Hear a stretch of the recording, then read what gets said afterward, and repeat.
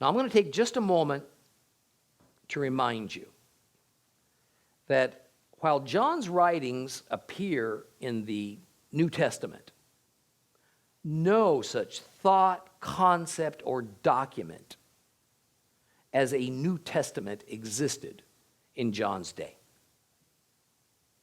So while John would certainly have been aware of and no doubt had read some of Paul's circulating letters, and probably knew of at least some of the synoptic gospels, that's Matthew, Mark, and Luke, by no means at that time were these writings seen as inspired of God, let alone as Holy Scripture.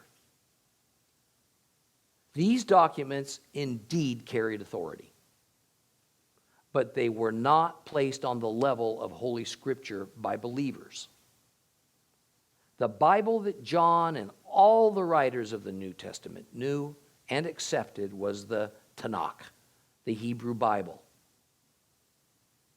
what Christians call the Old Testament, and nothing else. It would not be until the late 2nd century that even the thought of canonizing the writings of Paul and Peter and John and the gospel writers and making that into a Christian Bible was even brought up. And this by a layman,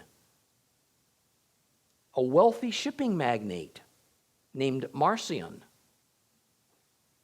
And even though Gentiles now outnumbered Jews as followers of Yeshua by dozens to one, and even though Gentiles were now the leadership of the Christ movement, with Jews being excluded, Marcion's idea of a Christian Bible was still seen by the Gentile leadership as heretical.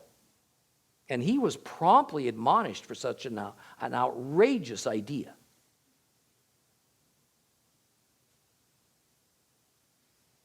It wouldn't be until early in the 3rd century that the believing Gentile leadership was ready to reconsider it and to debate Marcion's proposition, and then the first Christian Bible was created.